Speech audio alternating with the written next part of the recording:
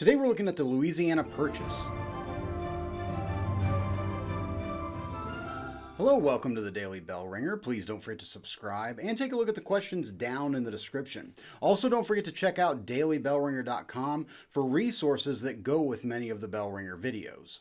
The Louisiana Territory was a large chunk of land in the middle of the North American continent. It covered over 828,000 square miles, and today there are 15 states that are completely or partially covered by this territory.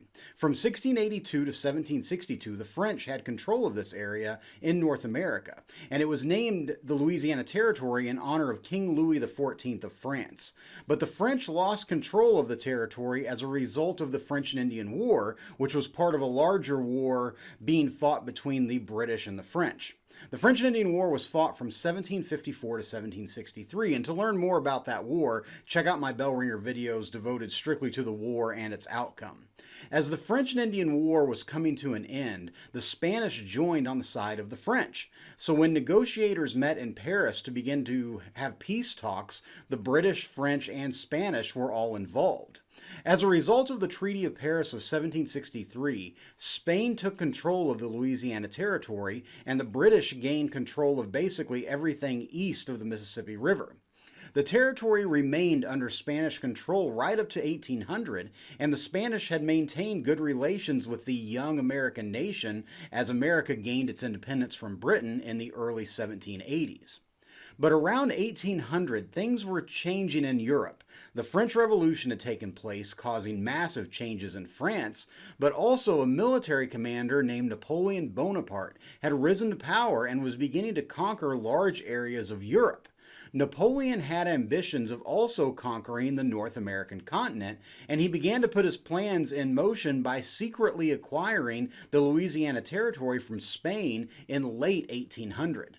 The United States was completely unaware of what was going on until basically American trade ships were forbidden from going past New Orleans on the Mississippi River. To say the least, Americans were shocked. Napoleon's plan was to strengthen French colonies in the Caribbean and use those islands as naval bases to then attack the young American nation. However, Napoleon's plans began to fall apart in 1803, when there was an uprising of enslaved people on the island of Santo Domingo, where the countries of Haiti and the Dominican Republic sit today. The French lost control of the island, and this was to be Napoleon's primary naval base. At the same time, the expenses for Napoleon's military campaigns in Europe were beginning to rack up, so Napoleon was in need of money to continue his wars in Europe.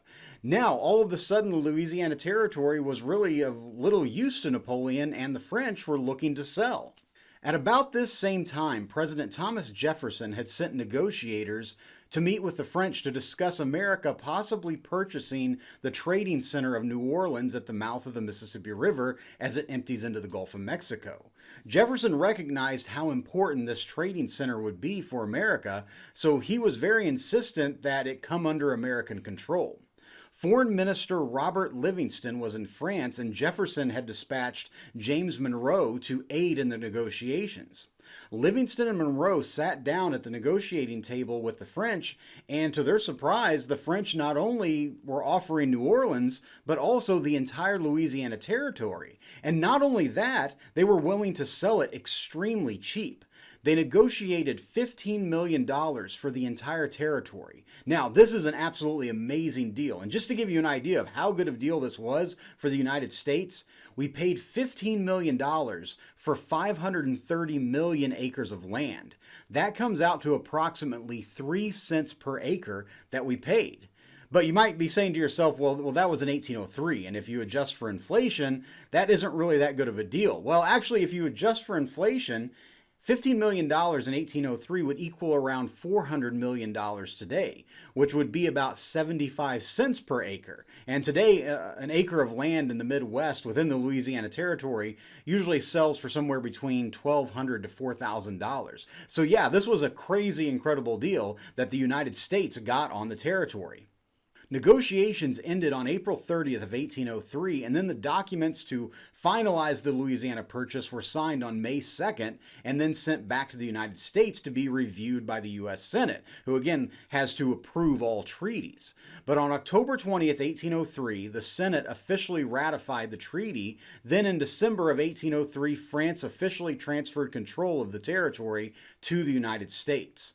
Shortly thereafter, Thomas Jefferson sent expeditions led by Lewis and Clark and Zebulon Pike to explore the territory and to map and survey exactly what the United States had just purchased.